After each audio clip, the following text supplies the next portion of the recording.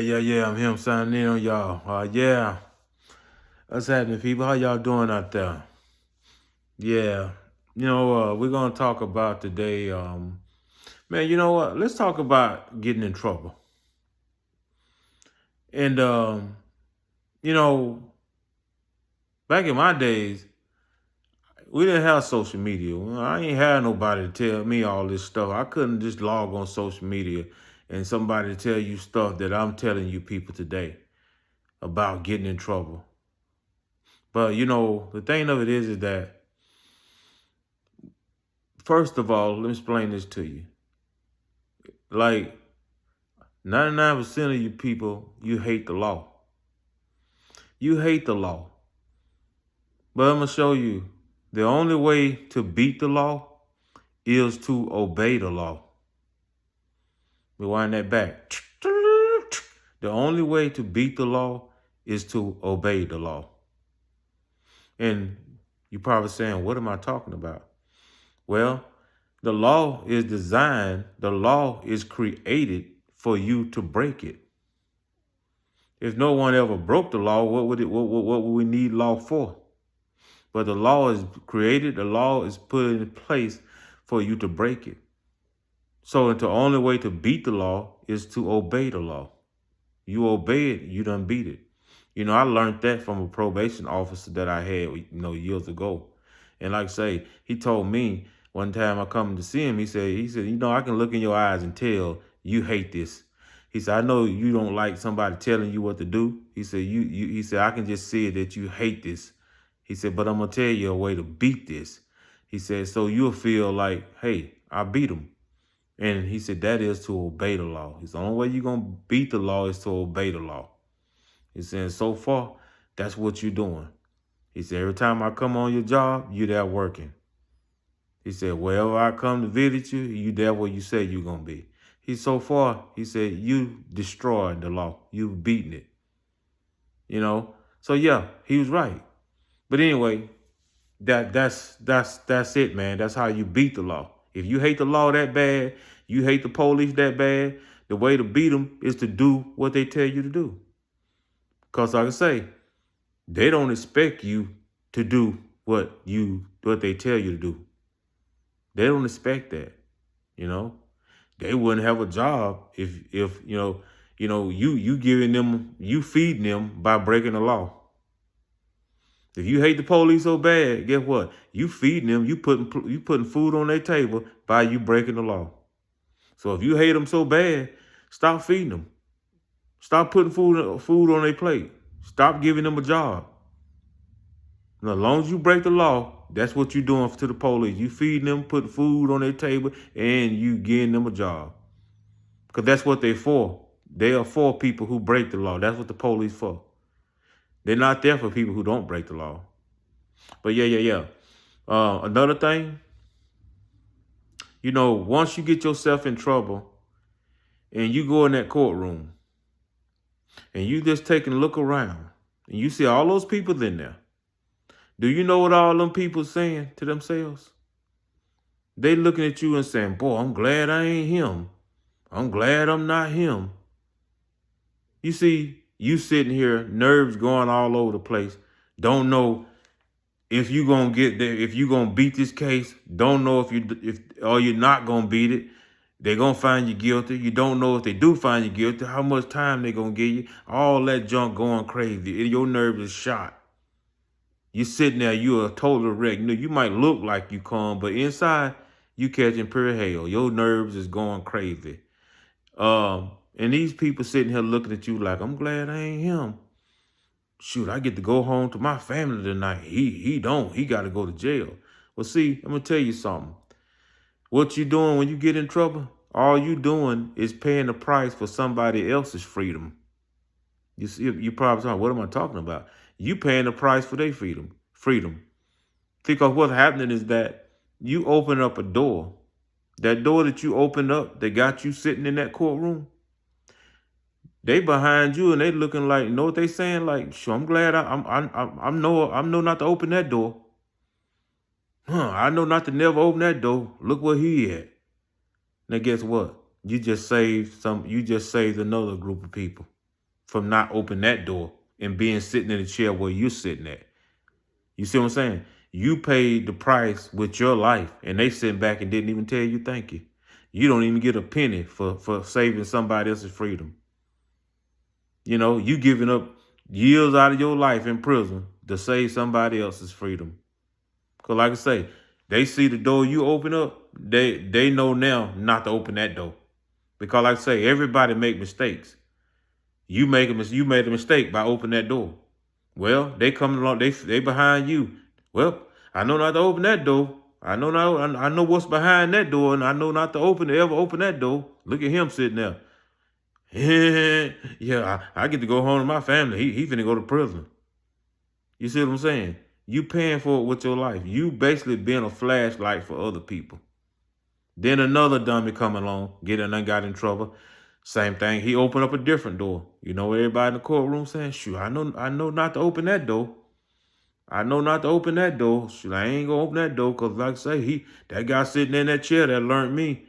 Now, guess what? These same people that looking at you in that courtroom chair, they could open the same doors and be in the same seat that you sitting in. That can happen to them. But you know why it's not gonna happen to them? Because they seen you open the door. They seen you open the door and they see what happened to you. So they know not to open that door. So all you being is a guide for other people and helping them save their freedom, and you giving up your freedom. You giving up your freedom to save somebody else's freedom. And you don't even get a thank you out of it. You don't even get a brown penny out of it. All you did is gave up your freedom. And you know, you young guys in the gangs, man. The thing of it is that these young guys in the gang, most of them from age 19 to 25. And like I say, it's no hope for them. They're never gonna stop. And the reason why I say they're never gonna stop, because they're being born into this. It's not like, you know, they was somewhere else and came here to be into this. No, they hatched out into a gang. You know, their mamas hatching them out into a gang. And this is all they know is to kill. They don't know what they're doing. They don't have a clue what they're doing. All they know is they buck wild and they out here killing each other, killing the ops, the ops kill them. They don't have a clue what they're doing. And like I say, you won't know what you're doing until you done sat in prison for 30 years. And then they come and talk to you, and then you got a sad story to tell. You know why you got a sad story to tell? Because now you realize what you done. Now you realize what bigger mistake you done. Now you realize this stuff. But when you was doing it, you didn't realize what you were doing. All you doing is just hyped up with your crowd, hyped up with your game.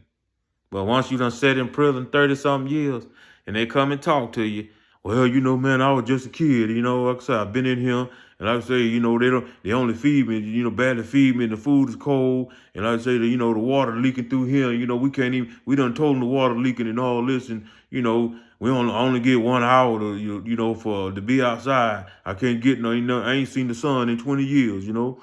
I'm on complete lockdown 24/7, get 1 hour lunch, 1 hour, yada, yada, all this stuff.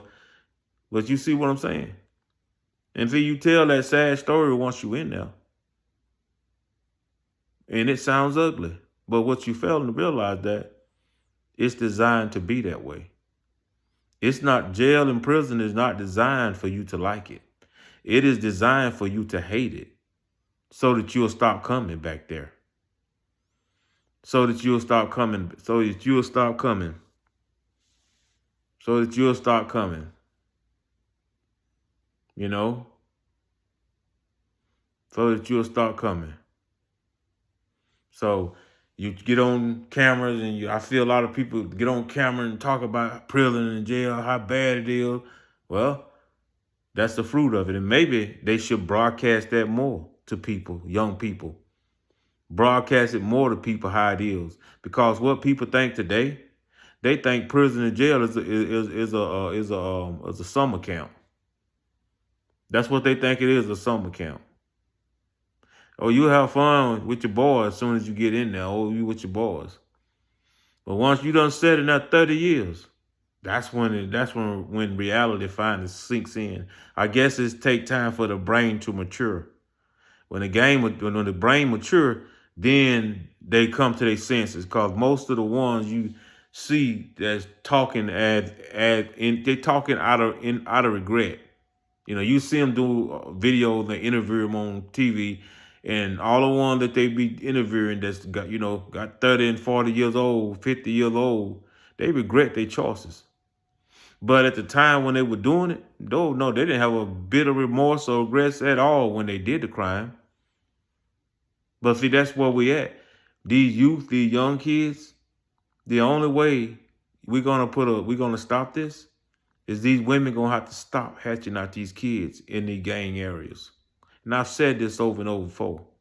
And long as these women hatching out kids in the gang area, every time the police lock up one, a woman hatch out another in that gang area. And that one she just hatched out is gonna grow up and be in the same gang that the one that's in it already. You know, the police grab a nut and lock them up. Another girl hatch out another baby in that same gang infested area. Guess what? It gonna grow up and be another gangster. You see what I'm saying? Until these women stop hatching out these babies in this gang infested area, move away, go have your baby somewhere else. Don't raise your child in this gang infested area because you taking away that child's future. You taking away everything that child could grow up and possibly be. You taking that away from him by you sitting there hatching out that child around them gangsters. If you know gangs in this area, why you want to hatch out your baby in this area? You know, first of all, you shouldn't even get pregnant because you can't afford to move away from this area. But no, you don't care because you involved in it too. You see what I'm saying? So like I say, this ain't never gonna stop until we cut the head off the snake. And the women, that's the snake. Because she the one keep producing these gangsters. She the one is the reason why these gangsters keep being produced. Cause see, the police lock them up, they trying to lock them up, trying to get them all. But everyone police grab, these women hatch out another one. Police grab another, these women hatch out two more. You know, all these women laying up sleeping with these gangsters, hatching out babies. Them kids just gonna grow up and be right in that gang because their dad is in it. You know, if it's a girl, female, they're gonna grow up dating gangsters because their mama dating one. But yeah, like I say, they don't get what they doing. These young kids out here in these gangs is killing. They don't know what they doing. They do not know what they doing until they have sit in prison for 30 or 40 years. Then reality sinks in. Then it's like, oh man, dude, I just killed somebody. Dude, I just killed somebody. You just now waking up. It take 30 years sometimes for these young gangsters and these young kids to wake up and realize what they have done.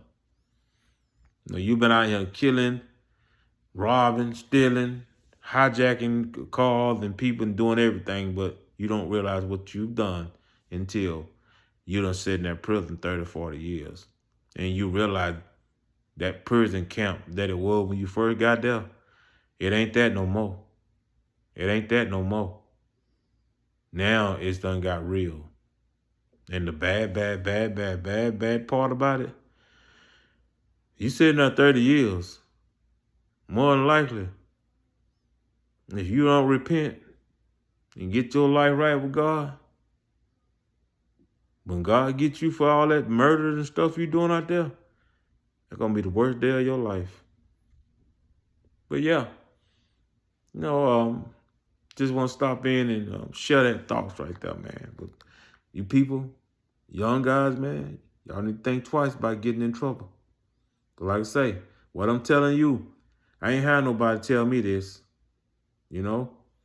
I ain't had nobody tell me this. I ain't had nobody give me nothing to think about. All I heard was, you gonna go to jail, you gonna keep on, you gonna go to jail.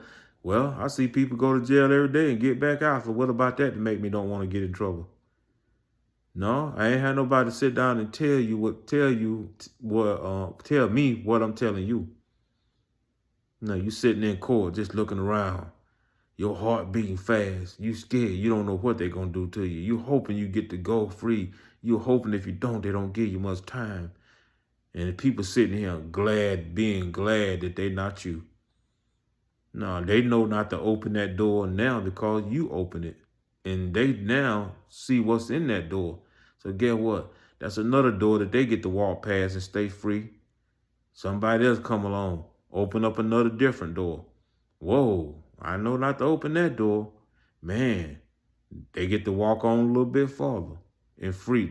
They just continue to be free. But anyway, man, I'm him signing out.